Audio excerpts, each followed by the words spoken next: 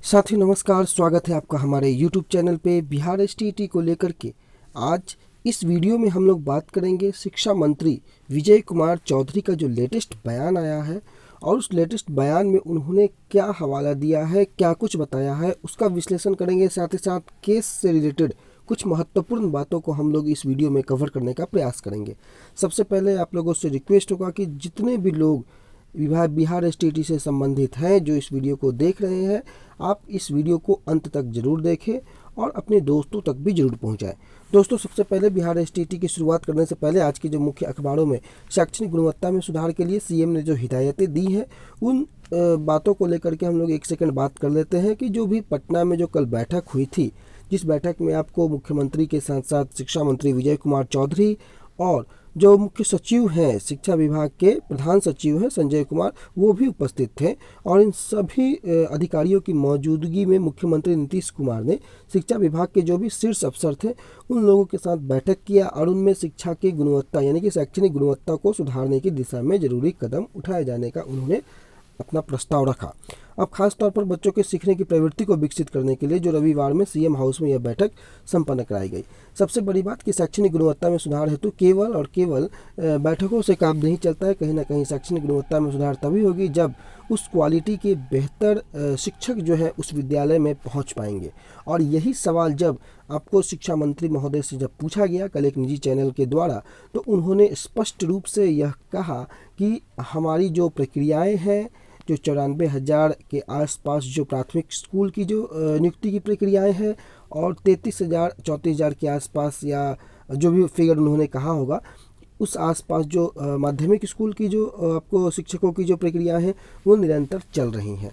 जब उनसे सवाल किया गया तो आखिर ये हो क्यों नहीं पा रहा है, कब तक हो पाएगा, उनका यह स्पष्ट कहना था कि मामला जो है वो कोर्ट में लंबित है और कोर्ट का निर्णय आने के बाद ही वो कुछ पहल इस पर कर पाएंगे। और जैसे ही कोर्ट से यह मामला बरी हो जाता है, मामला निपटारा हो जाता है, बहुत जल्द ही सारी प्रक्रियाएं पूर्ण कर ली गई हैं, तुरंत जो है इसका निपटारा कर लिया जाएगा। अब ये होता है या नहीं होता है ये तो भविष्य बताएगा, परंतु आज के डेट में अगर हम बात करें तो उन्होंने सारा ठीकरा जो है वो माननीय हाई कोर्ट के दिशा निर्देश और माननीय हाई कोर्ट के संरक्षण में चल रहा है उस केस के तरफ ले गए वो अपनी सारी बातों को, जो मामला जो हाई कोर्ट में अभी लंबित है।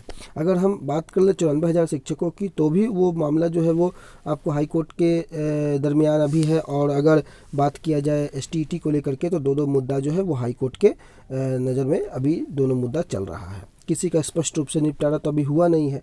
मैंने थंबनेल में ये कहा कि केस जो है उससे कैसे एसटीईटी प्रभावित होता है। आप देखें कि सितंबर 21 को एग्जामिनेशन ख़त्म हो जाता है और पूरी संभावनाएं होती हैं कि अक्टूबर के आसपास जो है फर्स्ट वीक में जो है रिजल्ट आपको आने की पूरी संभावना होती है। उसी दरमियान केस कर दिया जाता है एक मैथमेटिक्स वालों को लेकर के, जिसके कारण रिजल्ट को डिले करने का मौका एक मिल जाता है। क्या कार्यशैली है बीएसईबी की सरकार की बखूबी सभी लोग परिचित है, बताने की कोई आवश्यकता नहीं है। लेकिन ये जो केस करने वाले लोग हैं, ये केस करने वाले लोग जब वहाँ पर मैथमेटिक्स से इनका मन नहीं भरा तब जाकर के ये जो है सिलेबस मुद्दे को लेकर के केस करते हैं। और सिलेबस मुद्दे को लेकर के 15 दिसंबर तक जो है वो स्टे लग जाता है रिजल्ट पे। आप देखिए कि जो रिजल्ट आपको अक्टूबर 1 में आने की पूरी उम्मीदें दिखाई दे रही थी वो आपको अब 15 दिसंबर तक उसमें स्टे लग जाता है। और 15 दिसंबर के बाद आज 15 फरवरी है दोस्तों, 2 महीने बीत गए लेकिन अभी तक सुनवाई तक नहीं हुई है। आप समझे कि केस से फ़ायदा किसको है?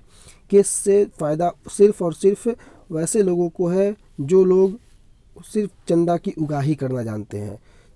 ठीक है, एक आम अभ्यर्थी जो पढ़ने वाला अभ्यर्थी है, मेहनत का अभ्यर्थी है, वो कभी भी इन कोर्ट केस के चक्कर में नहीं पड़ेगा।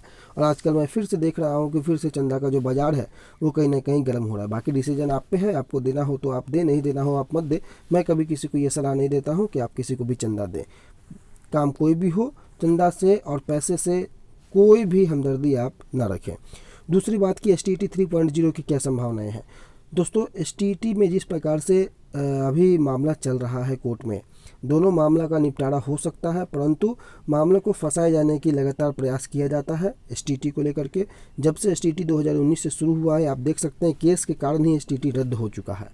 एक बार जब आपको मई में रिजल्ट आने वाला था, रिजल्ट का डेट डिक्लेयर कर दिया गया था, उसके बाद बोर्ड ने कैंसिल कर दिया।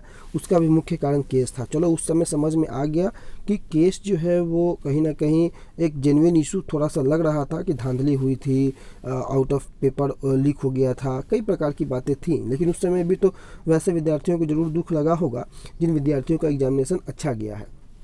आप कमेंट्स में जा करके देखें, वैसे विद्यार्थी आज की डेट में जो है वो मैथमेटिक्स वाले ज़्यादा हैं, क्योंकि वहाँ पर उन लोगों का स्कोर अधिक आ रहा था और अब जो है उन लोगों का स्कोर कहीं ना कहीं कम हो गया है, तो उनके मन में जो है कई प्रकार की बातें अब चल रही हैं।